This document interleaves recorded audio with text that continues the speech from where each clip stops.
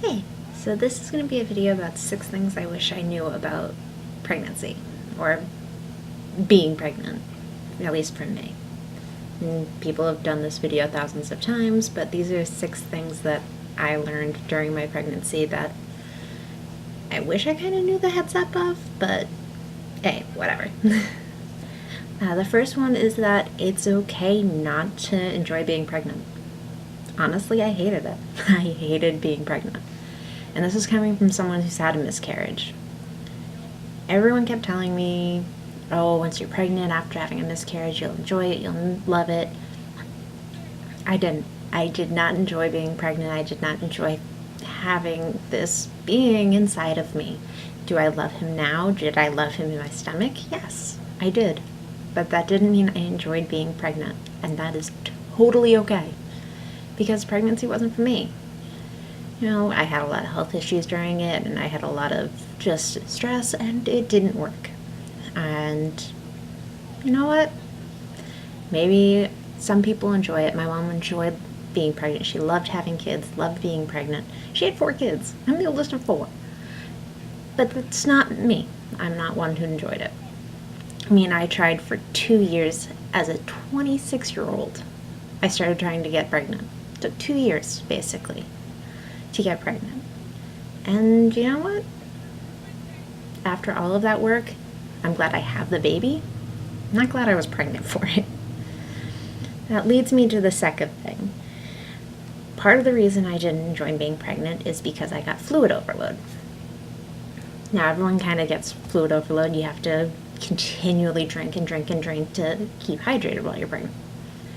Turns out, because I had fluid overload, I found out I had a heart issue that I did not know about, which triggered it to go and start giving me heart palpitations. I have what they said is borderline MVP, or mitral valve regurgitation. Wow. That's mitral valve prolapse. Sorry. This is going to be a free flow. Sorry. So any mistakes? This is what you get.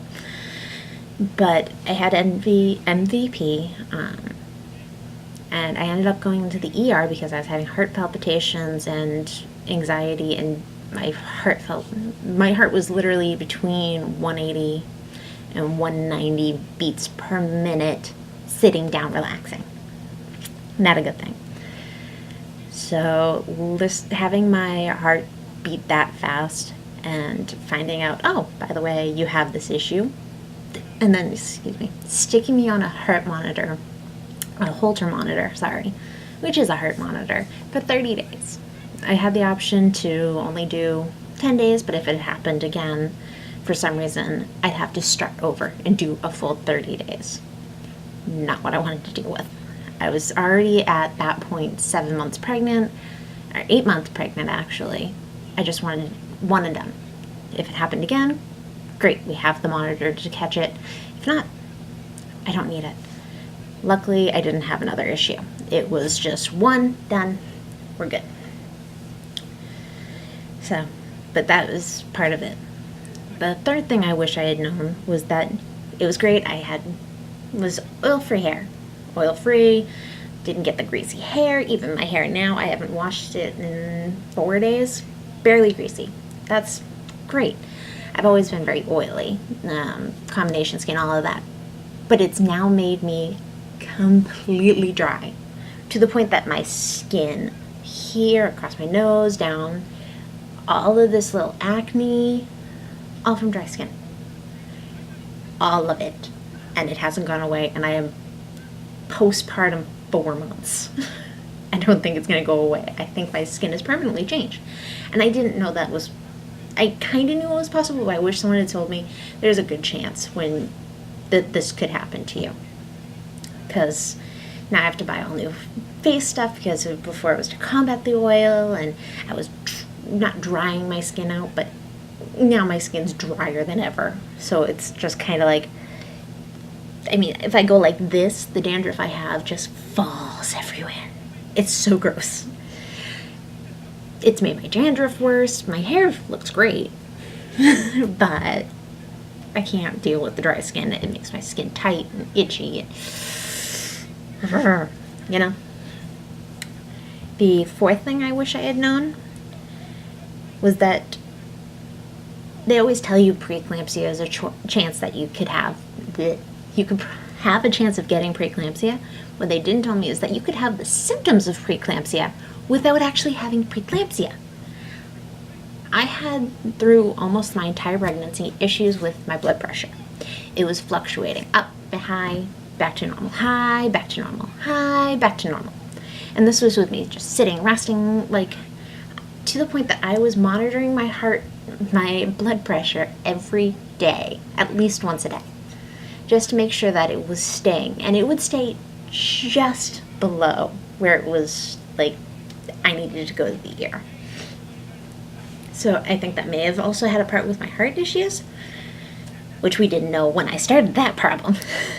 But I mean, I was tested for preeclampsia during my pregnancy 6 or 7 times.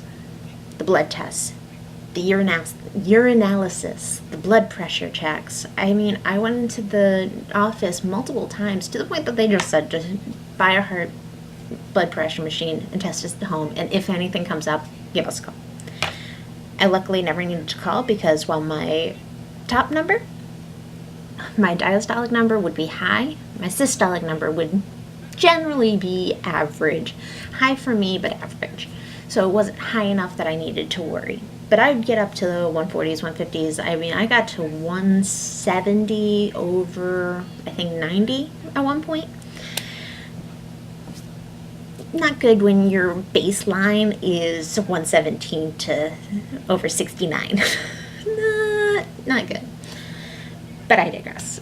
It was something that I didn't know was possible, that you should have most of the symptoms. I had high protein in my urine, which is another symptom of it. I was getting some swelling, but not enough that it was an issue. But like little things that are part of it, and they keep testing you because they're scared that you're going to end up having it. Luckily, I didn't. But for anyone who had it and ends up getting preeclampsia, that's scary, and it's scary to think that I could have. Because I was tested so many times, it kept giving someone who has high anxiety even higher anxiety. Even higher anxiety. It's just what happens. Luckily, they kept testing and making sure I was okay, but that also contributed to not enjoying being pregnant. Which leads me to number 5. They tested me like they test most people for Down syndrome for my child. Someone my age at the time, I was 28. I'm only 29 now, so at 28, it's a very low risk of having a child with Down syndrome, which is not a bad thing. I know plenty of people who have it. But, you know, when you're 28, you're thinking you're going to have a healthy baby. This isn't going to be an issue. It was a hard enough time to be pregnant, so it has to be all good. Everything's going to go smooth from that point on. My first test, which luckily tends to be the one that gets the most false positives, ended up being positive. I was terrified. I'm not going to lie, I was terrified. Would I have loved my child if they did? Of course. But that's not something I had mentally prepared myself to hear, because I was 28. The risk of it happening and the risk of my threshold was not something that really was thought possible. I mean, even my doctor's office was saying that the chances of me having this threshold was, slim when I took my test. So for them to say it was positive and that I needed further testing scared me. To the point that I was crying because I was alone when I got that phone call. Granted, my husband was just in another room, but I was there by myself when that first phone call came in and said, "You came back positive. We need to do more further testing." And I had always said, I'm not doing an amniosis. I can't talk. But where they check the amniotic fluid for anything. I just wasn't going to do it. Whatever happened, happened. I was not going to risk my pregnancy and risk any infections, whatever, to find out. Luckily, they end up doing an ultrasound, which came back negative. There were no markers for Down syndrome, which I was very grateful for. Granted, that was yet another multiple of many, many appointments I ended up having during this pregnancy. But it was an ultrasound that I got to find out, no, there's no markers, we should be fine. Keyword there was should be. When I asked about that, he said, well, there is still a chance. Okay. But right now, we're good. Nothing, everyone's growing correctly, like, the baby's fine. Yep, baby's fine, we're all good. Great. I go through the rest of my pregnancy, and at the end, they tell me I need to do another ultrasound. Most people get 1, maybe 2 ultrasounds. I had 4 ultrasounds in my pregnancy. I was expecting 1. Just to check the growth. But I had my and the confirmation, obviously.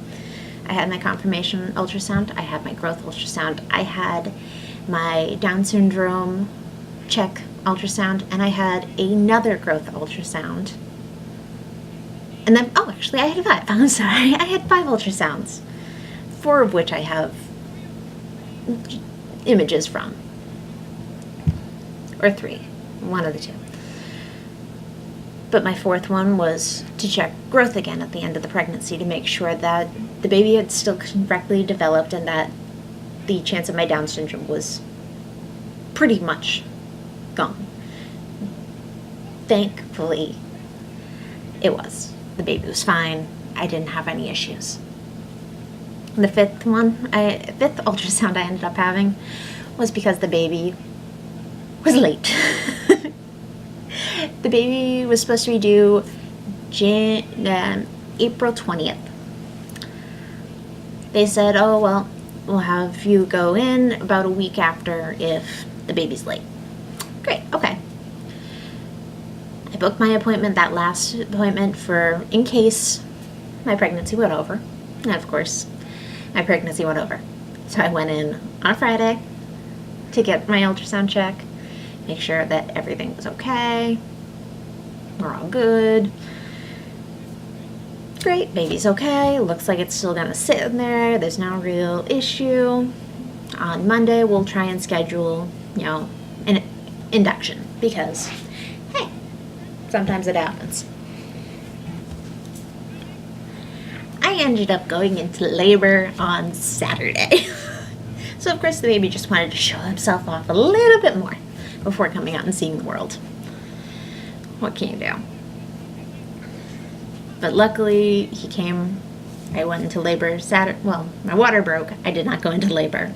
I ended up still being induced Saturday night and giving birth on Sunday morning. But that's a whole other story that I'll end up doing on another episode or another video. My last one that I'm going to talk about before this goes way too long is my 6th point. The back pain that you get while you're pregnant does not go away after pregnancy, or at least it hasn't for me. My back still hurts. If I'm standing too long or if I'm holding the baby too long and standing up, even shoulders back, proper stance, I still get back pain. It hurts, it kills me. I need to sit down, I need to stretch the muscles out. I need to do something because the pain has not gone away. And I'm probably going to end up having like an adjustment or something that along those lines. But I mean, those aches and pains you get during your pregnancy are not going to go away right away. And I knew I'd have some aches and pains. I knew recovery down there was going to take a while. I did not know the rest of it. My back, my neck, shoulders, all of that was still going to be an issue 4 months later. But you know what? In the end, I got a healthy baby. I have a supportive husband. And we're all in one piece. And that's really all I can ask for. So that's all I got for you right now. Those are my 6 points that I wish I had known before I was pregnant. Sorry if this is a little confusing, but hey, I'm a little confusing. I love you guys. Bye.